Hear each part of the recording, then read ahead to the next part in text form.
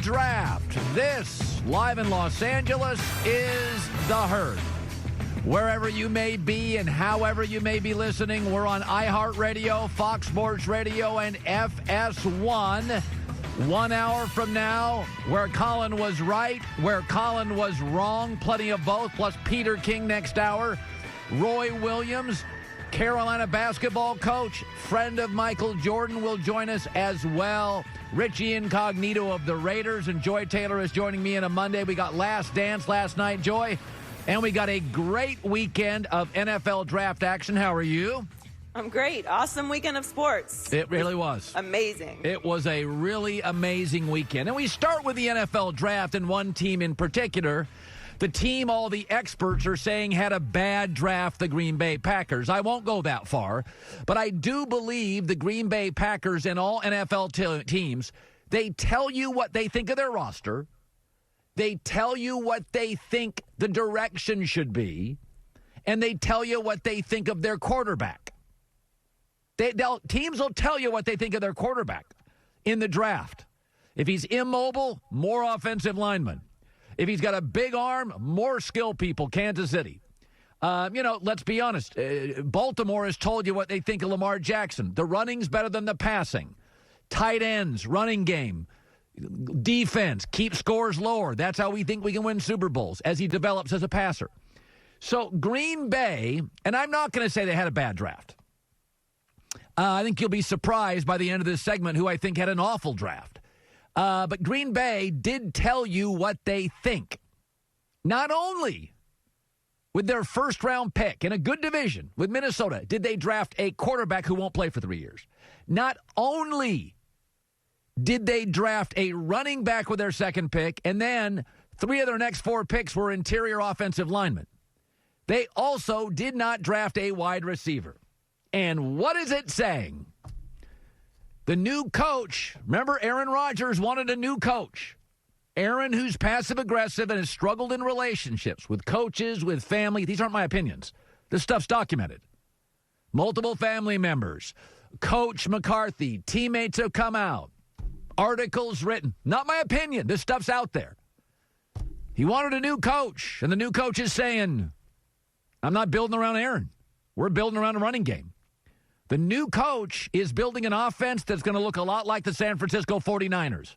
Multiple sets, heavy reliance on running the football and setting up play-action passes for Jimmy Garoppolo / Aaron Rodgers. So you bailed on the last coach, and you got a new coach. And guess what? He didn't want to build around you either. Last coach was more about building around you. This guy's like, no, I'd rather you be Jimmy G than Patrick Mahomes. And you know what else Green Bay was saying by not drafting a wide receiver? 30-some wide receivers were drafted. Green Bay, everybody says they need one. You know what Green Bay's front office is saying, and Matt LaFleur? Russell Wilson doesn't have anybody nearly as good as Davante Adams. He's fine. He makes everybody better. Russell Wilson doesn't have anybody as good as Davante Adams, and he doesn't. And he keeps getting to the playoffs every year. Carson Wentz doesn't have anybody as good as Davante Adams. But Wentz and Russell Wilson make every tight end and every wide receiver work. Wentz last year took deck furniture and lawn chairs to the playoffs. And Green Bay's saying, no. Davante Adams is better than anybody Carson Wentz has, anybody Russell Wilson has. And they're going to the playoffs. We got Alan Lazard. We got Marquise Valdez-Scantling, got you Devin Funchess. That's enough. That's enough. You don't need any more. Russell Wilson doesn't have anybody as good as Davante Adams. Carson Wentz doesn't. See, this is the thing when you're passive-aggressive and don't get along with people. It's always everybody else's fault. And Green Bay said, nah, receivers are good enough. Bruh, they're good enough. Now, the interior of the offensive line, we don't think that's good enough. We're going to get you another running back. But you wanted a new coach, and you got one. And the new coach is saying you're going to be Jimmy G more than Patrick Mahomes. That's what they're saying. Because these teams tell you, and this is Matt LaFleur's fingerprints are all over this draft. Because this is the offense he likes. It's not dependent. It can win with Ryan Tannehill. It can get to a Super Bowl with Jimmy Garoppolo. And I think it's very interesting.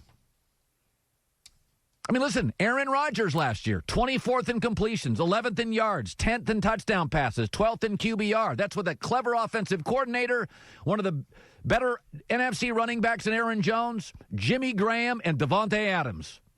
That's not good enough. You're not Mahomes. Those days are over. Got a new coach. Numbers went down again. So it's not just they drafted Jordan Love. It's not just they went heavy on a blocking tight end. I mean, go look at their picks. Running back, blocking tight end, interior lineman. They don't think Aaron can match up in the fireworks shows, and they don't trust him. It's not about that. They don't. We're not going to win that way. We don't think we can win that way. We think Matt LaFleur and the GM think we can win, pounding the football, go 49ers. That's what their draft said. A blocking tight end, a running back, and 3 interior offensive linemen. And no wide receiver. They tell you what they think in these drafts, and Green Bay told you what they think of their quarterback. Injuries, getting a little older. He's not Mahomes. Let's run the football more. Play action pass, better than dropping back to pass. Pretty obvious what they're saying. And that's with a new coach that's supposed to be pro-Aaron. Okay, let me shift to this. I think draft grades are ridiculous. Last year, all the experts gave the Raiders the worst draft grade.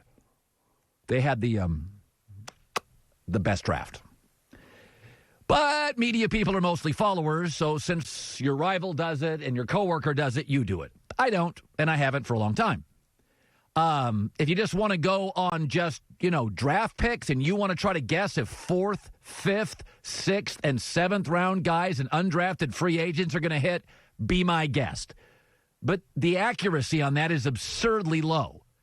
No, what I try to do every year on this Monday is I take your free agent acquisitions. That means guys already in the league. I know what they can do and what they can't. And your top 2 to 3 draft picks. Because the hit rate is much higher in a first, second, and an early third-round pick than a 4th, 5th, 6th, 7th. Even the GMs I like and I talk to are like, late 4th round, you're crossing your fingers. After that, who knows? So there's 4 teams I consider off-season as one big grade.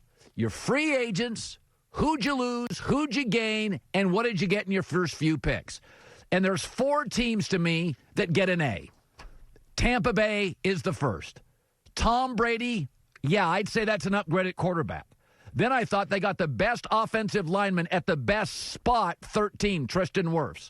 Then they get a starting safety and a running back from the SEC. Maybe you've noticed those guys usually work in this league. This offense is better today. Brady, Gronk, a starting safety, a starting right tackle, and probably a starting or a backup running back. Tampa Bay gets an A. Secondly, Denver Broncos. I thought they had a great offseason. A.J. Bouye at corner, fantastic. Jarrell Casey, an underrated and productive defensive lineman, fantastic. Melvin Gordon, fantastic. And they went and got 2 really talented wide receivers, including my favorite, Jerry Jeudy, and they got a starting center out of LSU and a starting corner out of Iowa potentially. Denver had a massive offseason. A very good offseason. 4 to 5 new starters. If Drew Lock can play at all, this is a really interesting football team next year. I'll give another A to the Indianapolis Colts. I thought they nailed it. Free agency, DeForest Buckner will be their best defensive lineman. They get Phillip Rivers, only for a year, but a much better fit with that offensive line than the previous quarterback. Then, I don't think I've ever met a GM who I knew wanted 2 star players in the second round and got both of them. Jonathan Taylor now with Marlon Mack is an A-plus backfield. Jonathan Taylor's feet and speed are A++. And then Michael Pittman, who he had targeted. Ballard texted me 6 months ago on Michael Pittman. They also went and got a guy that'll start at safety from Utah and their future quarterback in Jacob Eason. It won't start next year, but in 2 or 3. Big arm guy who needed an O-line. He's a perfect fit. That's an A. In the final A, the Cleveland Browns.